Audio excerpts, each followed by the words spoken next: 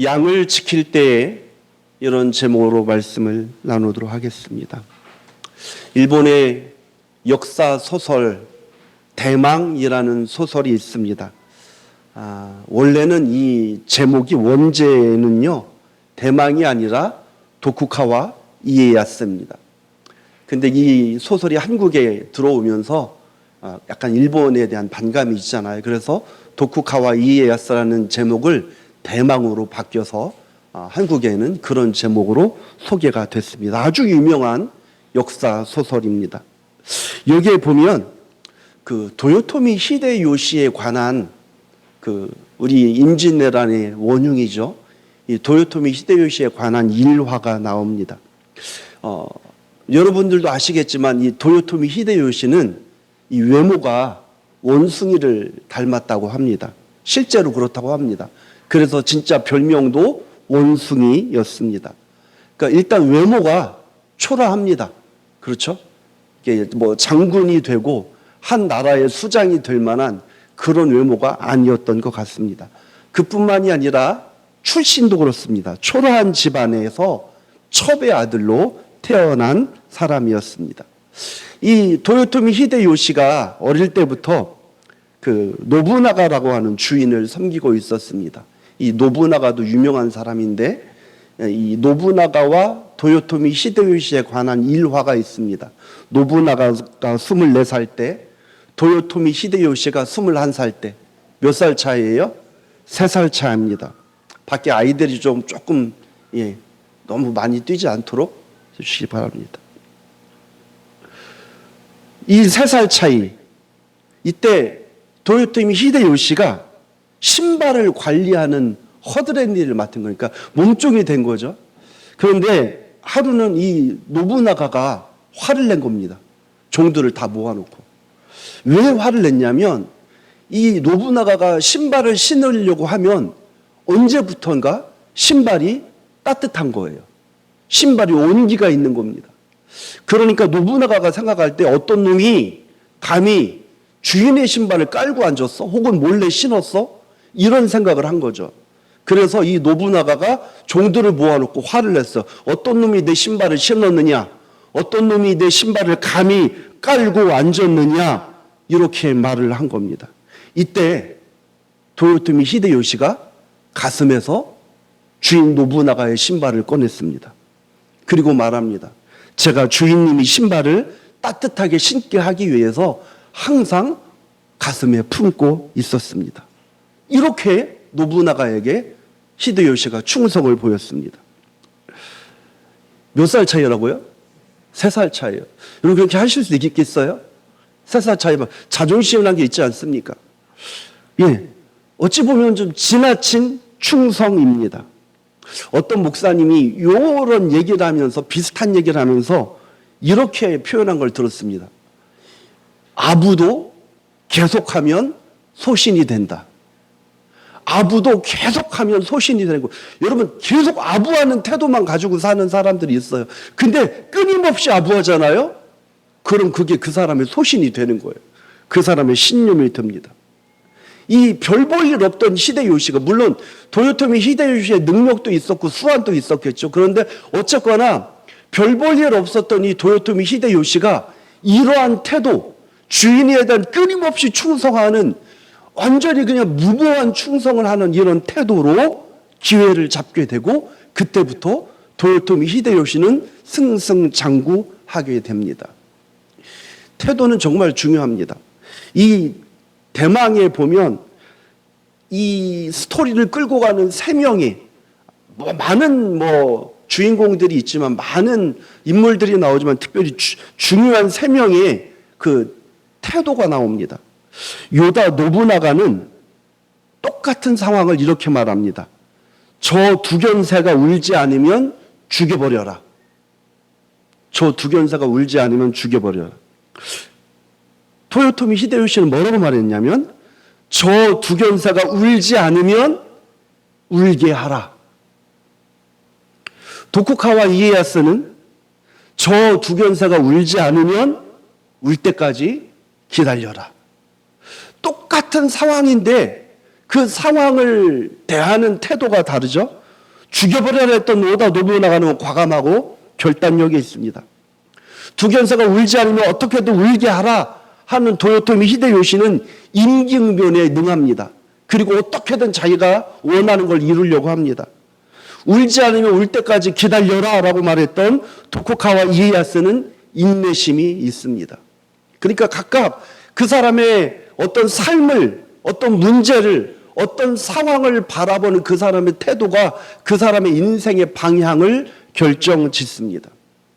여러분, 태도가 모든 것을 결정합니다. 태도가 그 사람입니다.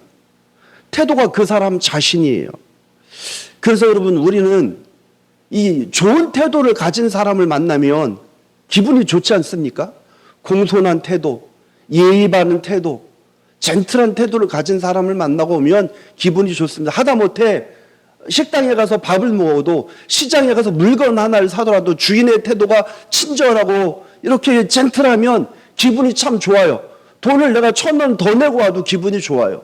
태도는 그만큼 중요합니다. 그런데 종종 기분이 태도가 되는 사람이 있습니다. 내 기분이 안 좋아요. 집에서 부부싸움을 했어요? 혹은 밖에서 무슨 일이 있었어요? 근데 그게요, 태도로 나타나는 사람들이 너무 많습니다. 여러분, 그런 사람들 만나면 어떠세요? 기분이 진짜 세상 말로 잡칩니다. 아, 기분이 너무 안 좋아요. 아니, 교회 왔는데 목사님 만나고 권사님 만나고 서로 만났는데 그 사람이 밖에서 무슨 일이 있었는데 저는 몰라요. 근데 뭔지 아무튼 그 사람의 기분이 그대로 저한테 나타난 거예요. 그 사람의 기분이 그대로 권사님, 장로님, 집사님한테 나타난 거예요. 안 되죠. 예. 결국은 이런 사람들은 계속 그 태도 때문에 무너지게 되어 있습니다. 오늘 저희가 그 다윗의 이야기를 읽었습니다.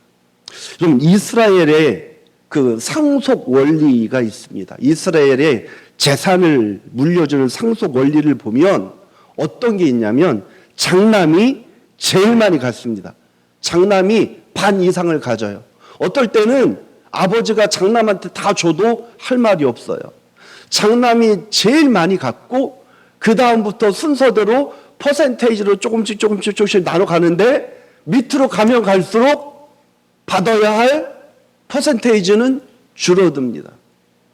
다윗은 제일 꼬발이었습니다.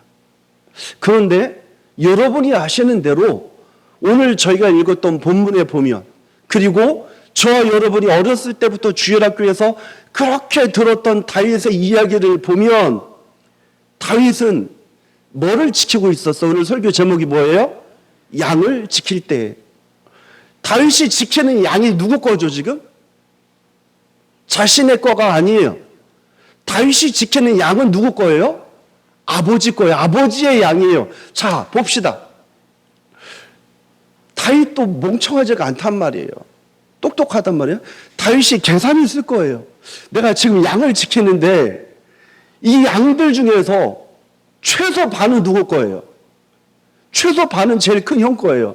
그리고 다윗은 위로 형들이 줄줄줄 있어요. 그러면 양이 500마리가 있다 쳐도 형이 한 250마리, 300마리 갖고 갈 거고 둘째 형 나도 보면 다윗한테 떨어질 양은요, 기껏해 10마리도 안 되고 5마리도 안 될 수도 있어요. 이런 양을 지금 다윗이 지키고 있는 겁니다. 그러니까 내 거를 위해서 고생하는 게 아니라 어찌 보면 형들 걸 위해서 고생하고 있습니다. 그런데 다윗은 오늘 성경에 나타난 본문을 보면 다윗은 뭐라고 말합니까? 한번 보겠습니다. 34절 같이 읽겠습니다. 시작. 다윗이 사울에게 말하되 주의 종이 아버지 양을 지킬 때 사자나 곰이 와서 양떼에서 새끼를 물어가면 내가 따라가서 그것을 치고 그 입에서 새끼를 건져내고 그것이 일어나 나를 해보자 하면 내가 그 수염을 잡고 그것을 쳐 죽였나이다. 자, 지금 다윗은 양을 지키기 위해서 사자와 곰하고 싸운 거예요. 뭐를 걸었어요? 자신의 목숨을 걸었어요. 근데 이게 누구 거라고요? 내 거가 아니에요. 아버지 거예요. 아버지 건데 나한테 올 아버지 거가 아니고 형들이 다 가지고 갈 아버지 거예요. 여러분, 이렇게 할 필요가 없습니다. 이렇게 하면 바보잖아요. 그런데 다윗은 태도가 좋았습니다. 비록 내 것이 아닐지라도 자신에게 맡겨진 그 일, 자신에게 맡겨진 양을 위해서 목숨을 걸 수 있을 만한 충성된 태도를 가지고 있었습니다. 하나님께서 다윗을 향한, 온 인류를 향한 구원의 계획 속에 다윗을 선택하셨지만 하나님께서 사람을 쓰실 때 보면요, 그 사람의 태도와 그 사람의 삶의 방식, 그 사람의 성품에 주목합니다. 다윗이 도대체 하나님께 왜 쓰임받았을까 생각을 해봅니다. 그러면 저는 다윗의 이런 태도를 하나님이 기쁘게 보셨을 거라고 분명히 생각을 합니다. 그러니까 다윗은요, 좋은 태도를 가지고 있었어요. 이런 태도, 무조건 충성하고 죽도록 충성한 이런 태도를 가지고 있었습니다. 그래서 하나님은 이거를 보시고 이스라엘을 다윗에게 맡기셨던 것 같습니다. 자, 32절 한번 읽어볼까요? 같이 있습니다. 시작. 다윗이 사울에게 말하되 그로 말미암아 사람이 낙담하지 말 것이라. 주의 종이 가서 저 블레셋 사람과 싸우리이다 하니. 보십시오. 다윗이 사울에게 말하되 낙심하지 말래요. 자, 이건 누구의 태도예요? 다윗의 태도. 근데 33절 보십시오. 같이 읽습니다. 시작. 사울이 다윗에게 이르되 네가 가서 저 블레셋 사람과 싸울 수 없으리니 너는 소년이요 그는 어려서부터 용사임이니라. 이 남자들은 크면서 종종 싸움을 하지 않습니까? 이제 뭐 성인이 되면 달라지지만 보통 어릴 때, 한 중학교 때, 요즘은 중학교에도 등치가 크니까요. 한 어릴 때 싸움을 보면요, 특별히 운동을 배운 사람이 아닌 이상 다 고만고만합니다. 싸움의 성패를 결정짓는 건 뭔지 아세요? 그 사람의 태도입니다. 쉽게 말하면 요즘 말로 깡다고요, 깡다구. 깡다구 있는 놈이 이겨요. 한 대 맞고 코피 터져서 울면 지는 거예요. 근데 코피 터져서 내가 먼저 한 대 맞고 코피가 터져도 끝까지 달려들잖아요? 걔가 이겨요. 이미 다윗과 사울의 태도에서, 이 싸움을 대하는 태도에서 승패는 결정됐습니다. 다윗은 뭐라고 그래요? 낙심하지 말아라. 내가 할 수 있다.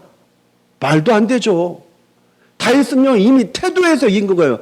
여러분, 이 말도 안 되는 상황 보십시오. 지금 하나님의 백성이, 하나님의 군대가 이방 나라의 군사 장소 하나에 쫄아 있는데 이거 말도 안 됩니다. 제가 가서 싸우겠습니다.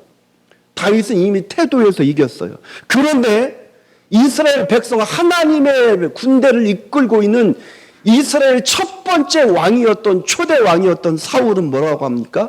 안 된다는 거예요. 너는 싸울 수 없다. 너는 소년이요 그는 어려서부터 용사다. 이건 무슨 말입니까? 다윗을 빗댔지만 너는 쟤를 못 이긴다 이 말한 거지만 사실은 사울은 이미 마음에서 졌어요. 골리앗을 보는 순간 끝났다. 이미 골리앗의 명성을 들었겠죠. 졌어요. 야, 안 돼. 그러니까 이미 이 전쟁을 대하는 다윗의 태도와 사울의 태도는 하늘과 땅 차이입니다. 극과 극입니다. 여기에서 모든 것이 결정이 되는 겁니다. 기세 싸움에서 졌어요. 태도에서 지고 들어갑니다. 그러니까 결국은 멀리 보십시오. 이 태도가 모든 것을 결정했어요. 사울은 이미 이런 태도를 가지고 있으니까 사울은 계속 무너져 가요. 태도대로 되지 않습니까?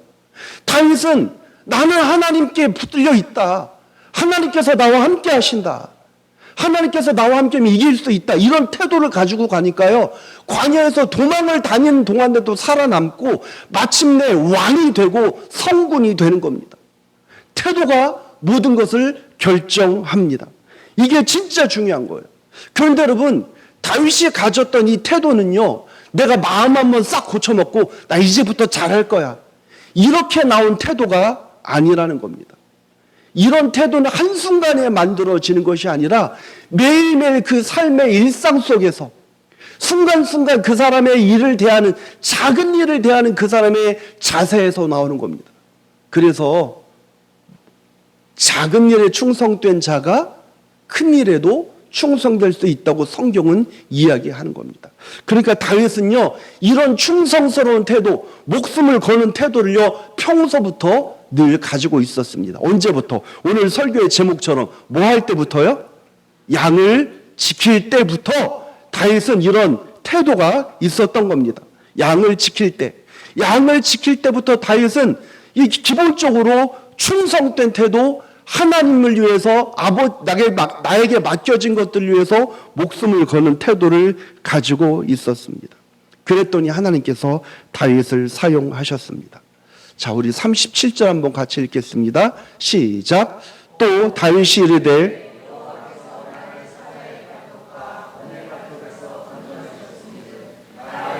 블레셋 사람의 손에서도 건져내시리이다. 사울이 다윗에게 이르되 가라, 여호와께서 너와 함께 계시기를 원하노라. 자, 지금 다윗이 골리앗하고 싸운다고 하잖아요. 어떤 사람은 이게 객기라고 해석하는 사람도 있습니다. 아니, 다윗은 훈련받지 않은 평민이잖아요. 군사가 아니에요. 근데 골리앗은요, 달쿠 다른 장수, 그것도 그 시대 중동 지방에서 넘버원 최고의 장수였습니다. 그런 장수를 다윗이 맞서겠다고 하니 사울 왕도 믿지 않았고 형들도 말렸어요. 너 건방지다. 네가 어떻게 그런 소리 하느냐. 까불지 마라. 그리고 해석하는 사람들도 다윗은 객기다라고 해석이 될 수 있습니다. 그런데 여러분, 다윗의 내가 나가서 싸우겠습니다 하는 이 태도는요, 객기가 아닙니다. 오늘 37절 보십시오.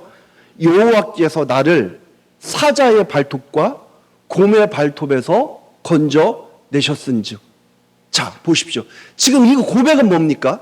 다윗이 하는 게 나 싸움 잘해. 나 칼싸움 진짜 잘해.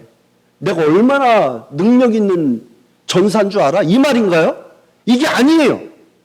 다윗이 했던 말은 저는 그저 저는 그저 제가 맡은 일에 충성을 다해서 제가 맡겨진 걸 보호하고 지키기 위해서, 아버지의 양들을 지키기 위해서 최선을 다하고 그 순간순간 목숨을 걸었을 뿐인데, 무모했지만 양을 잡아먹기 위해서 사자가 달려들고 곰이 달려들지만 나에게 맡겨진 양을 지키기 위해서 나를 내어 던졌는데, 죽을 수 있었지만 나를 내어 던졌더니 누가 지켜주셨다는 거예요?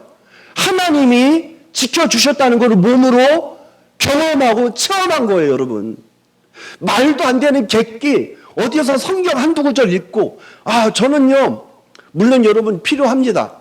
요즘 SNS가 워낙 발달이 돼 있고 인터넷이 워낙 발달이 돼 있다 보니 어느 날 갑자기 내가 좀 기분이 다운돼 있고 혹은 기분이 좋을 때 좋은 멋진 사진 뒤로 딱 배경해가지고 이쁘게, 어떨 때만 파스텔 톤의 그림을 해가지고 성경 구절 한두 구절 딱 써있으면 힘을 받고 감동도 받기도 합니다. 또 어떨 때는요, 은혜로운 찬양 한 구절, 찬양 집회에 있는 다 그런 거 보면 마음이 울컥하기도 합니다. 근데 그거 그때뿐이에요, 여러분. 그런 거 한 번으로, 그런 거 한 번 보고, 그거 한 번 보고 은혜 받고, 그거 한 번 보고 감동 받는다고 해서 삶의 태도가 달라지지 않습니다. 기억하십시오. 그런 한 번의 터치로 내 신앙이 성장하고 삶이 변화되고 달라지지가 않는 거예요. 근데 이 시대 하도 감성적이 되다 보니까 감성이 막 세상을 휩쓰고 있잖아요. 그런 시대가 되다 보니까 신앙도 감성이 되는 거예요. 여러분, 신앙 물론 감성적인 부분도 중요합니다. 그런데 신앙은요, 굳은 의지의 결단이고 각오이고 삶을 끊임없이 투쟁, 싸워 나가겠다는 결심이 있어야 되는 겁니다. 그런 과정에서 내가 조금 더 탄력을 받기 위해서 감성도 필요하고 그런 터치도 필요하죠. 근데 그것만 가지고 되는 게 아니라 특히 젊은 세대들 참 안타깝습니다. 그럼 뭐 한두 구절 해놓고 뭐 이런저런 거 보면서 안 되는 거예요. 매일매일 삶 속에서 실천되어져야 되는 거예요. 실천. 다윗은 이걸 했다니까요. 다윗이 지금 골리앗하고 객기로 맞서서 싸우겠다는 게 아니라 체험이 있어요. 체험.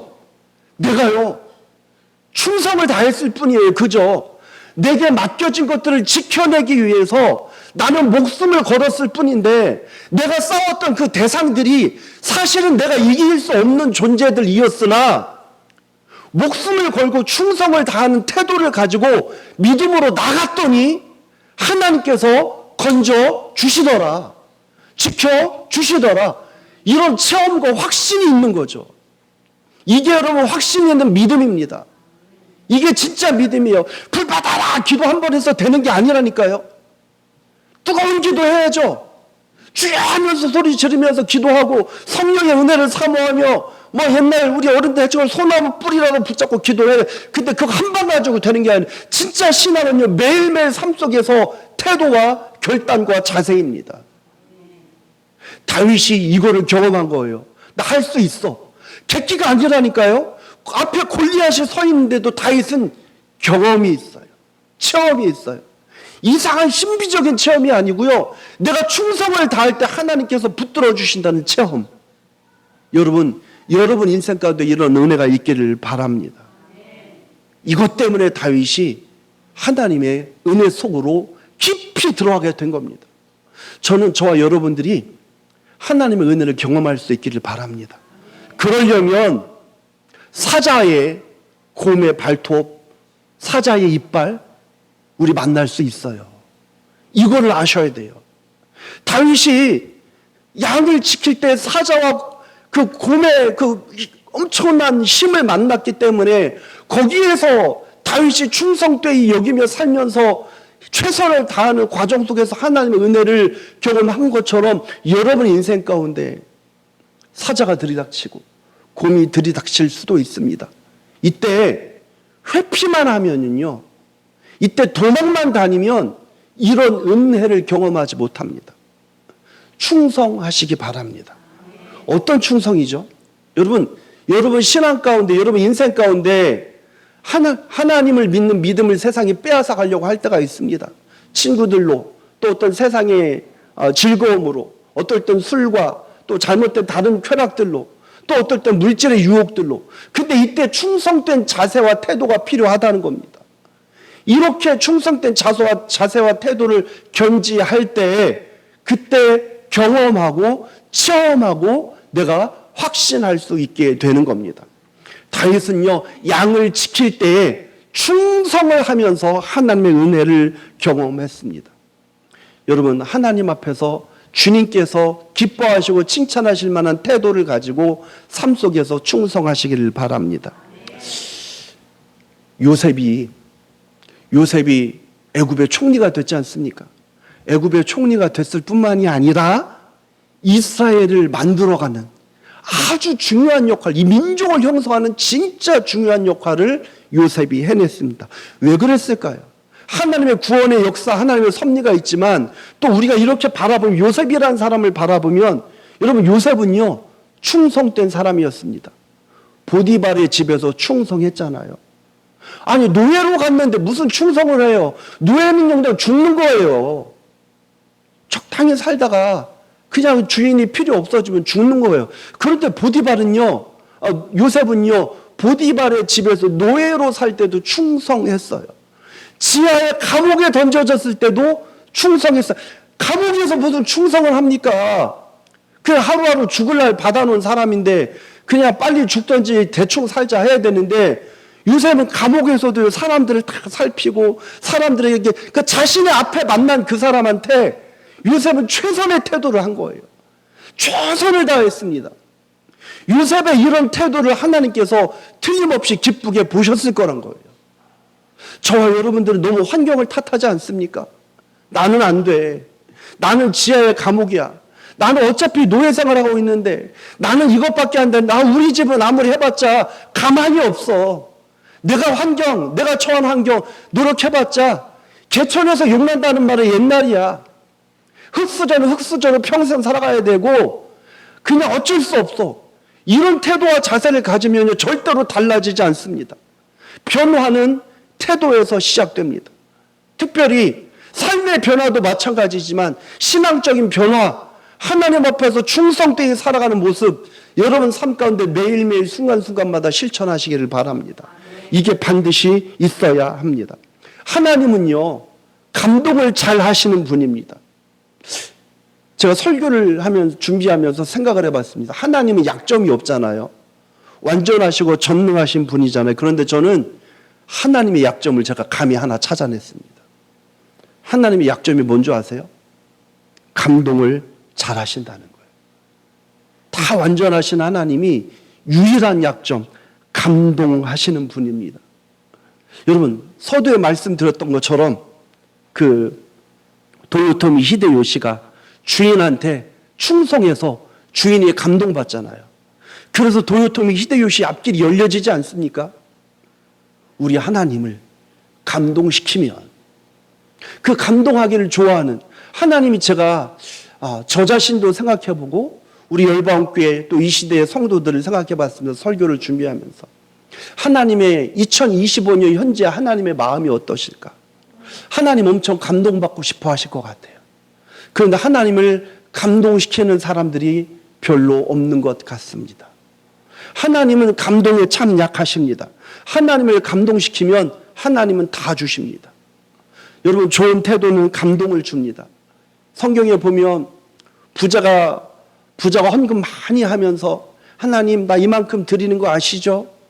근데 과부가 두렛돈, 자신의 전 재산, 내 손에 100만 원 들고 있는 전 재산 하나님 앞에 드리면서 뭐라고 합니까? 하나님, 제가 더 드리고 싶지만 이거밖에 없습니다. 진짜 있는 전 재산을 드린 거예요. 하나님이 그거에 감동하셨다니까요.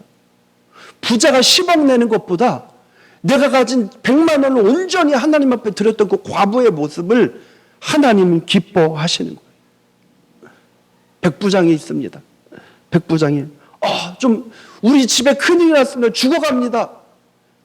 좀 어떻게 합니까? 예수님 살려주십시오. 예수님께서 가자. 백부장이 뭐라고 그래요? 아닙니다.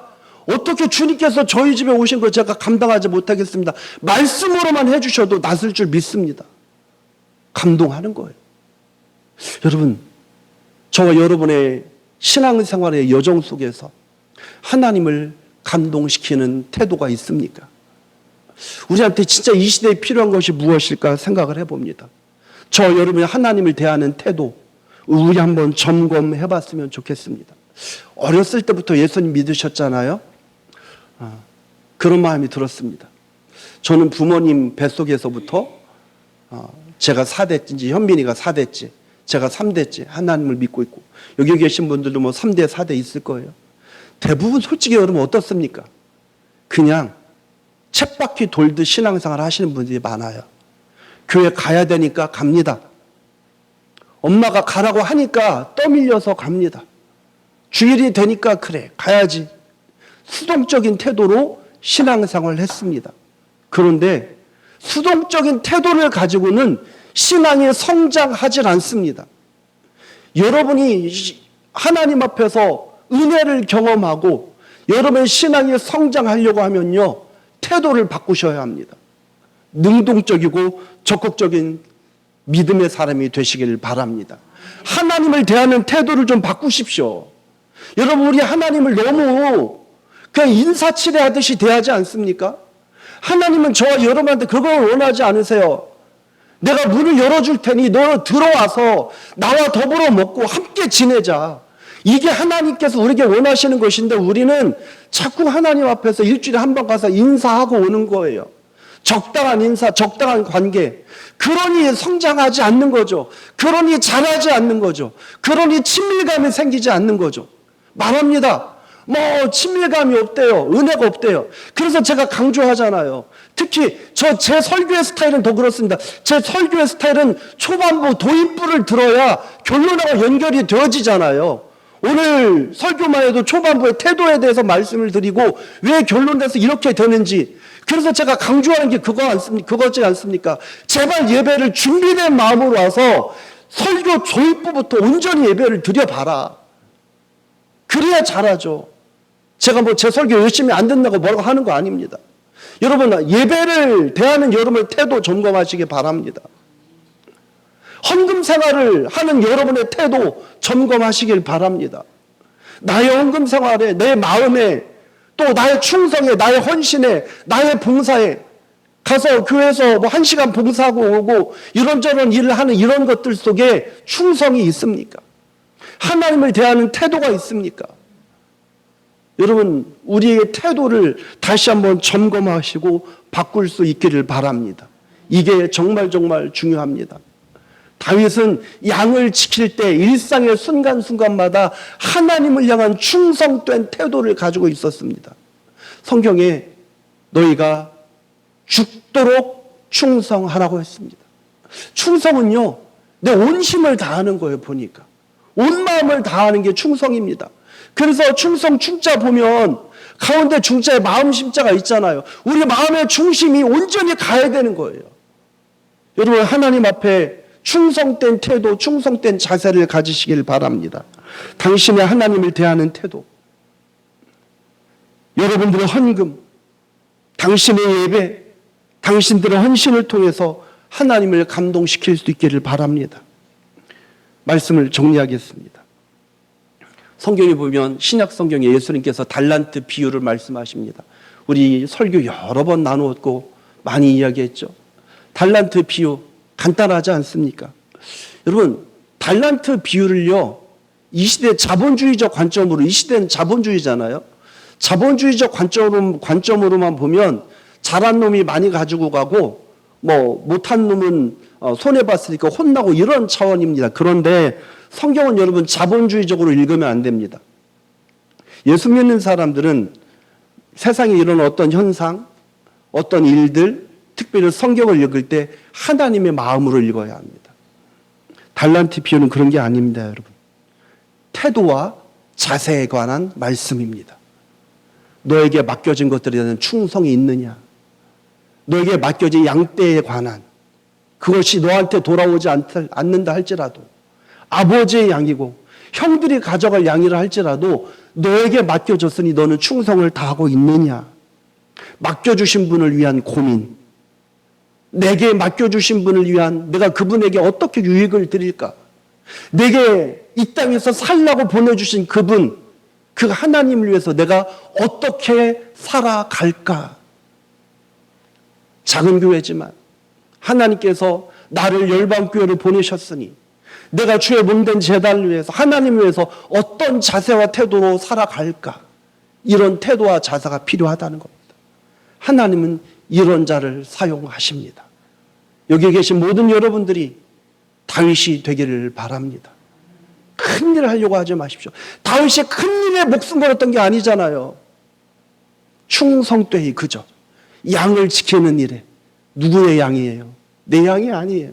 아버지의 양이, 형들의 양일 뿐이었어요. 그런데 맡겨진 일에 충성을 다했대. 하나님은요, 그걸 보시고 다윗의 삶을 인도하신다니까요. 도요토미 히데요시가 신방을 숨기면서 따뜻하게 해주고 주인에게 충성했더니 길이 열렸어요. 하물며 전능하신 하나님 아버지, 그 하나님 앞에 우리가 온 마음을 다하고 충성을 다한다면 하나님께서 어떤 식으로 우리에게 은혜를 주실지 우리 감당할 수 없습니다. 여러분, 감당할 수 없는 은혜를 한번 누려볼 수 있기를 바랍니다. 막 돈이 많아지고 신나고 이런 게 아니라 정말 내 가슴 속에 부어주시는, 이 작은 가슴에 도저히 담을 수 없어서, 견딜 수 없어서 눈물이 터지고 심장이 터질 것만 같은 이런 감당할 수 없는 은혜, 이걸 저희가 경험해 봐야 되지 않겠습니까? 이걸 위해서 우리의 삶의 태도를 다시 한번 오늘의 계기로 바꾸시기를 바랍니다. 예배를 대하는 태도, 주인을 대하는 태도, 여러분의 일상에서 하나님을 대하고 사람을 대하는 태도를 바꾸시길 바랍니다. 그렇게 살아갈 때 하나님께서 우리 가슴 속에 감당할 수 없는 은혜를 주실 줄로 믿습니다.